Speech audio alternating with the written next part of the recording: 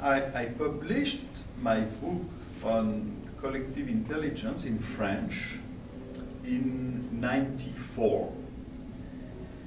It was just the beginning of the web, and it means also that it was written before the web.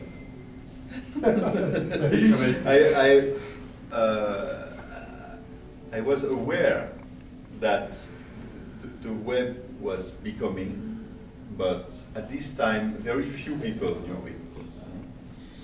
It was the first browser, you remember, Mosaic it was called.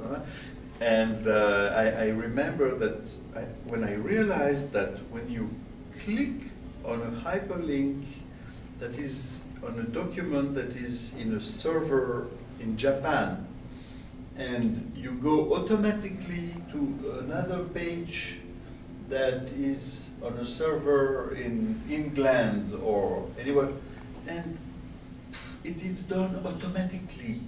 Because before this, there was hypertext, but inside the same server, the same computer, let's say, not through telecommunications and so on, and with such a transparent process, you don't have to know coding in Unix or something to do the trick. So it was a real shock.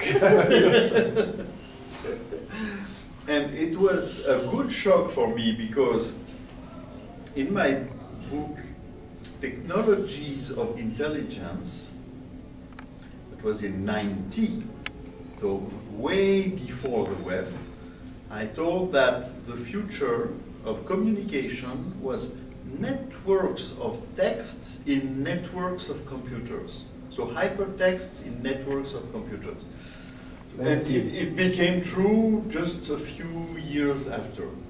So with the notion of collective intelligence, it was almost the same thing. Because I started from a question, what is the best thing that we can do with all these technologies? And my answer that are basically networking technologies.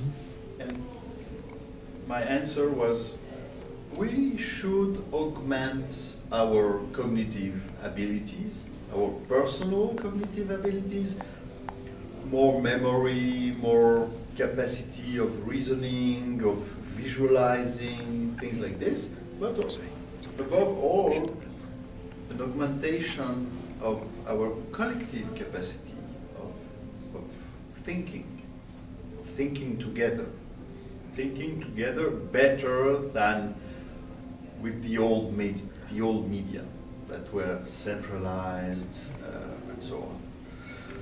So I went on this theme and I tried really to think what could be a collective intelligence empowered by the internet, by cyberspace and so on.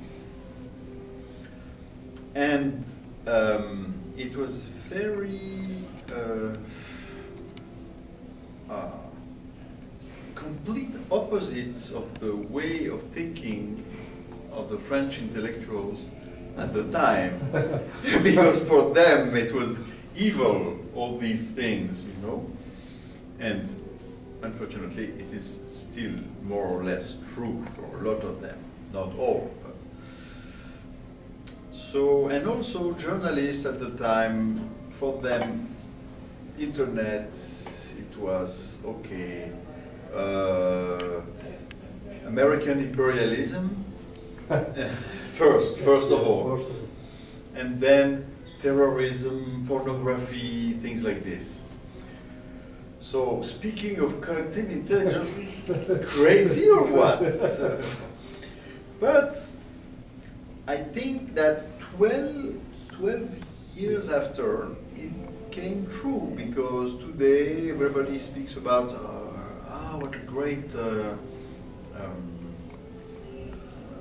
memory of information, of knowledge we can share today, Wikipedia, social networks, Twitter, all these things, and knowledge management and so on, and all this around the notion that is very well accepted now of collective intelligence. So, and also, I have to say, the games, the multiplayers, collaborative game online that tap into the potential of collective intelligence of the players. So I think that it's something that is that becomes slowly to be accepted, and the notion of collective intelligence is not absurd or counterintuitive as it was 12 years ago. But it is still the beginning. We are still in the infancy of digital-based collective intelligence. We have just touched or put one toe in the water of the new culture, but we still don't know really how to swim together in this completely new environment of communication, thinking, interaction, and so on. We have tools, but they are still very primitive.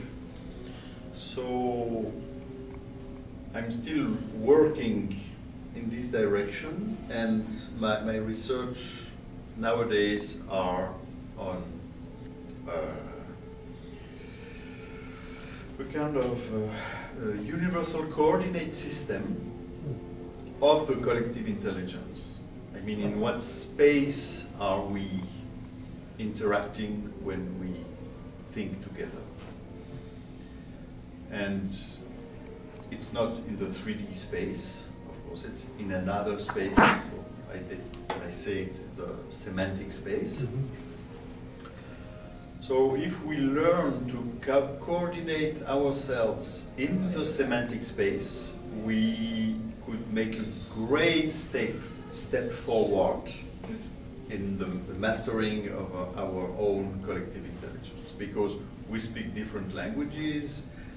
First of it, this is the, and also we have different classification systems, different cultures, different way of categorizing things and so on.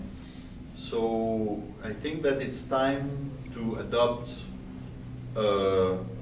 all-encompassing coordinate system that can be processed or computed by our new computing power.